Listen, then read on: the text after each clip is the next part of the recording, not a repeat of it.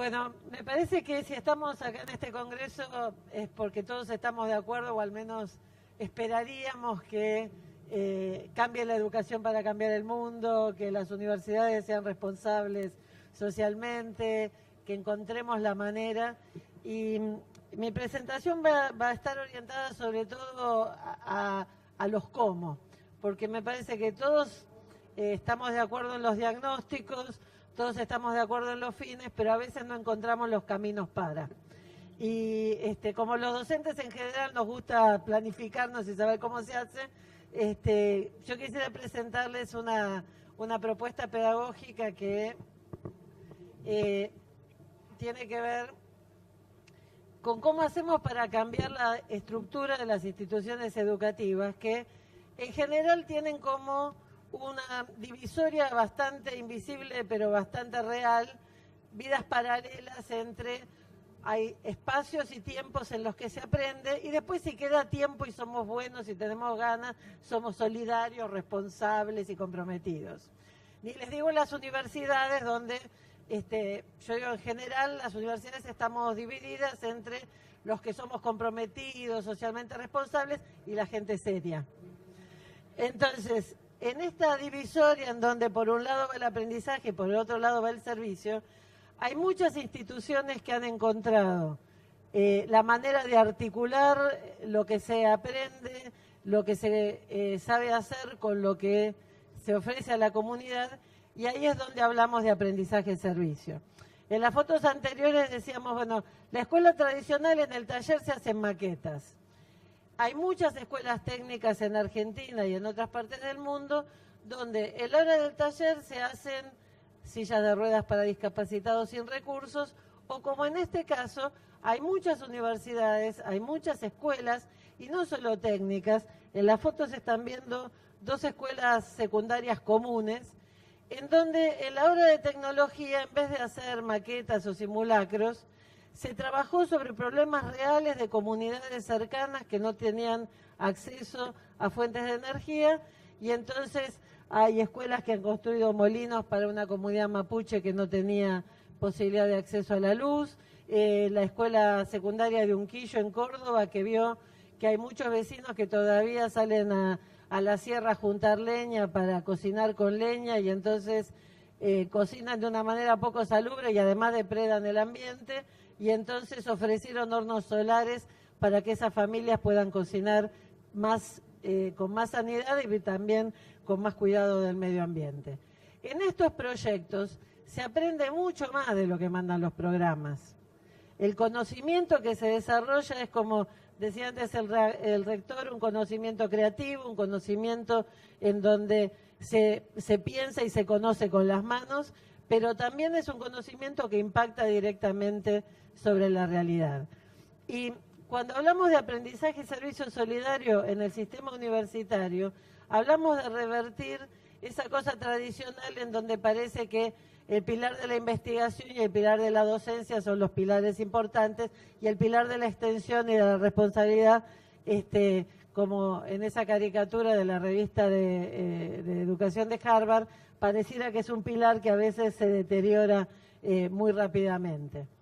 En muchas universidades que siguen el paradigma de la responsabilidad social universitaria, se habla de un cuarto pilar, el cuarto pilar de la responsabilidad social, que lleva a que estos pilares se hagan más flexibles y se integren. Y nosotros decimos que el aprendizaje y servicio solidario está justamente en ese punto de encuentro. Soy vieja de la época de los conjuntos, así que sabrán disculpar la intersección de los conjuntos. El aprendizaje y servicio solidario tiene que ver con actividades en donde estamos haciendo docencia, estamos haciendo investigación y al mismo tiempo estamos transformando la realidad. Esto puede sonar bastante utópico a veces, y por eso a mí me gusta contar historias. Hay muchas facultades de veterinaria en nuestra región que siguen estudiando a los caballos, yo los llamo clásicos, ¿no es cierto? A los caballos de las estancias, a los caballos de carrera, a los caballos de polo, los caballos que dan plata a los veterinarios que los atienden. Pero en todos nuestros países hay también caballos que son a veces el principal miembro de la familia, porque es el que lleva el cartón, el carro de los cartoneros, de los carretoneros. En Chile tiene distintos nombres en nuestros países. Bueno, hay facultades de veterinaria que se ocupan de atender a los caballos de los cartoneros. Y atendiendo a los caballos de los cartoneros, descubrieron que había una serie de patologías que los libros de texto tradicionales no contenían, porque nadie se había tomado el tiempo y el esfuerzo de investigar lo que pasa con la estructura ósea de un caballo que lleva más peso del que debería llevar, que come de la basura, cuáles son las patologías que se desarrollan en los equinos en contextos urbanos marginales. Bueno, estos docentes de estas cátedras que están trabajando al servicio de sus comunidades están al mismo tiempo escribiendo papers y presentando en congresos internacionales investigaciones específicas de su disciplina, mostrando que no es incompatible una cosa con la otra. No es que porque seamos comprometidos tenemos que dejar de ser serios. Al contrario, lo que estamos diciendo es que hoy día la única manera de ser serios realmente es estar investigando cuestiones que sean relevantes para nuestros países, que la única manera de ser serios es estar investigando cuestiones que tengan que ver con la vida de nuestra gente, porque seguir investigando cosas que solo les interesa a los 7 colegas que estudian la misma microespecialidad que estudio yo y para discutir en una publicación académica, un tema que no le interesa a nadie, no le sirve a nadie más que a aquellos que sacan puntaje por publicar, no es lo que hace a una universidad estar al servicio de los pueblos que en definitiva la sostienen. Entonces, en ese sentido, para nosotros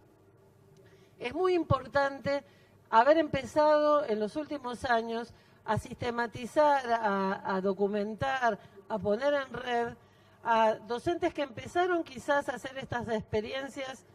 a título individual, pero que de a poco se van convirtiendo en políticas universitarias, en parte de los currículums. Estas son imágenes de Lenguaje Visual 3, una materia del final de las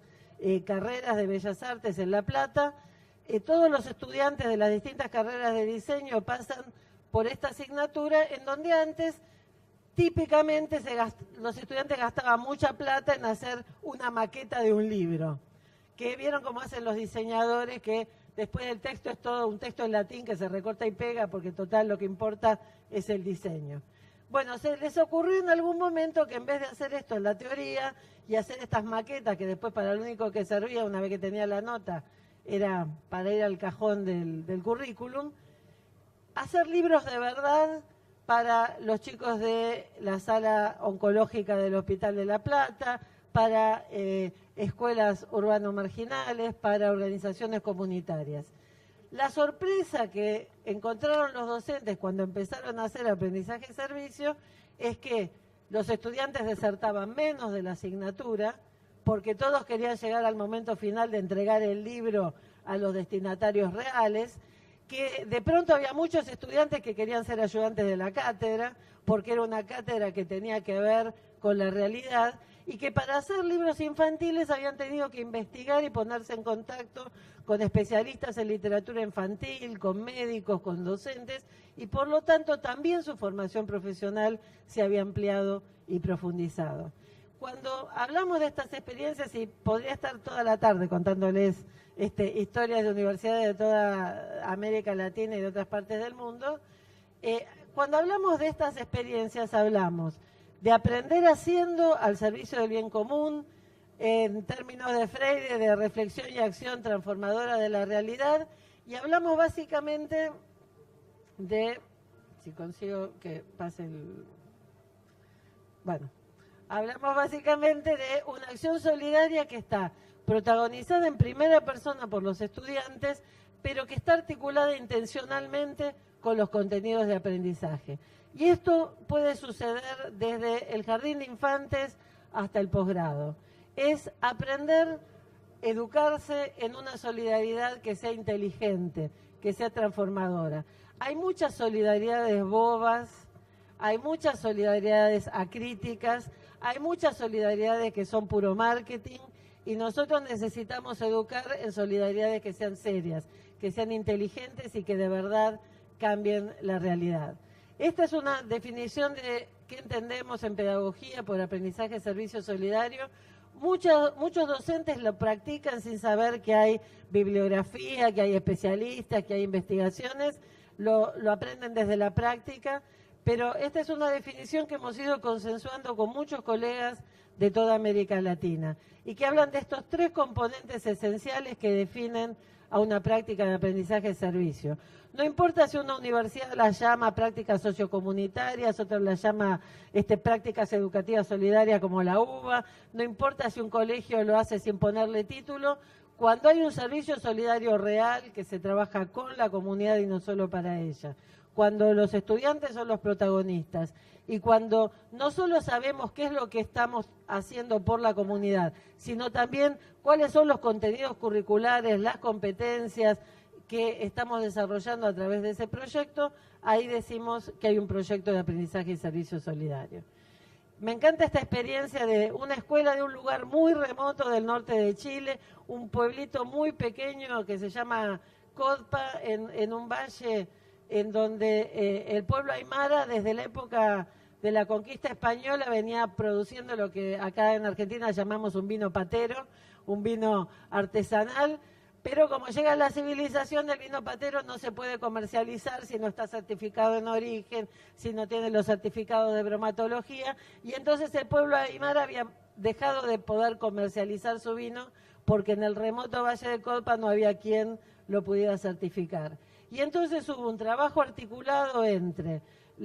un organismo gubernamental, la universidad más cercana y la escuela, en donde la universidad capacitó a los estudiantes que en la hora de química aprendieron a hacer los análisis para poder certificar al vino Pintatani. Y entonces ahora en esa comunidad hay de nuevo emprendedores que pueden vender legítimamente su vino y hay chicos que les puedo asegurar que saben mucho más de química de la que aprendí yo en la escuela. En ese sentido, me parece que estamos en un momento en donde el sistema educativo está harto de las falsas antinomias que todos los días nos bombardean, no solo desde los diarios y los periodistas, sino también de mucha gente que se considera especialista. Parece, si uno lee los diarios, que hay que ser partidario de la calidad o de la inclusión. Que si uno habla de formación ciudadana, está en contra de la formación científica. Hace poco tuve la oportunidad de hablar en un foro en la UNESCO y justo había un paro docente en donde había docentes levantando pancartas que decían con el latín no se negocia, porque el gobierno había osado reducir el número de horas de cátedra para el latín en la secundaria. Me parece que todo este tipo de antinomias de si latín o informática, si pisa o no pisa, me parece que son antinomias que son falsas, porque en realidad lo que necesitamos es que el sistema educativo haga todo al mismo tiempo. Necesitamos chicos que tengan sólidos conocimientos científicos y tecnológicos, pero como decía antes José María, necesitamos también que sean formados como ciudadanos capaces de ser buenas personas. Necesitamos desarrollar competencias para el trabajo y para la vida. Y en ese sentido, y vuelvo a la foto de los chicos de una escuela que está en la villa, en Bariloche, una escuela de la Fundación Gente Nueva, en donde esos chicos que habían sido descartados y rechazados por todas las demás escuelas de Bariloche,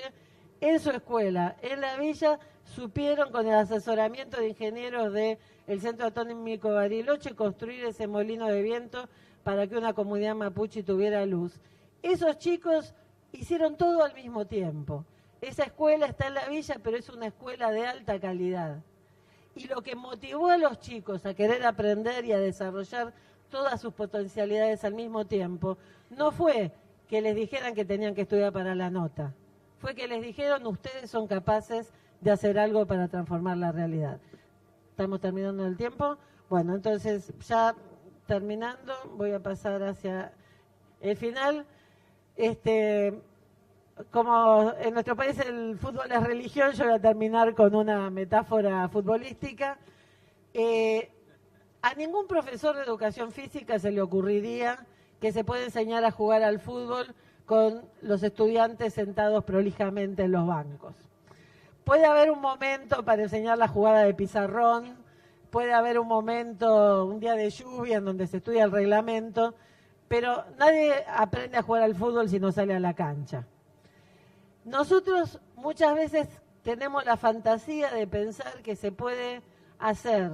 escuelas o universidades responsables enseñando la responsabilidad ética solamente desde la teoría y frente al pizarrón. Lo que estamos viendo cambiar en estos últimos años es que cada vez más escuelas y universidades están, como parte de su programa educativo, ayudando a sacar a los estudiantes a la cancha.